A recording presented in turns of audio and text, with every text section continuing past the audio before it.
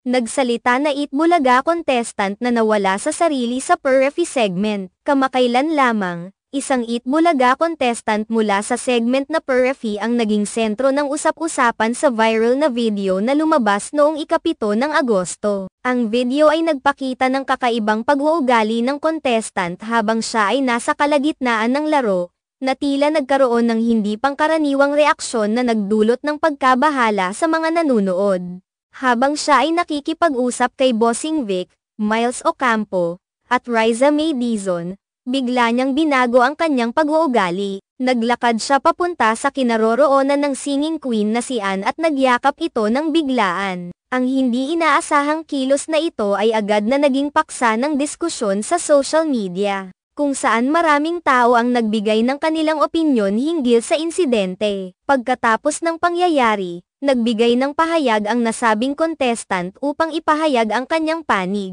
Ayon sa kanya, ang mga tao na nagkokomento at bumabatikos sa kanya ay walang galang dahil tinatawag siya na may problema sa pag-iisip. Sa kanyang pahayag, tinukoy niyang ang mga akusasyon ay hindi totoo at siya ay nasa maayos na kalagayan. Ayon pa sa kanya, hindi niya inaasahan na magkakaroon ng ganitong reaksyon mula sa publiko at siya ay nasaktan sa mga negatibong komento na kanyang natanggap. Binanggit din ng contestant na ang kanyang pag-uugali ay maaaring nasadlak sa ilalim ng mga kondisyon na hindi maipaliwanag. Nais niyang linawin na ang kanyang aksyon ay hindi sinadya at hindi dapat isalansan sa mga seryosong isyu ng mental na kalusugan. Ang pagyakap kay Ann ay tila isang hindi nasadlak na pagkilos na maaaring may koneksyon sa kanyang emosyonal na estado sa oras na iyon. Ngunit hindi ito nangangahulugan na siya ay may malubhang sakit sa pag-iisip. Pinili niyang ipakita sa publiko ang kanyang tunay na pakiramdam sa kabila ng pag-ulan ng mga negatibong reaksyon.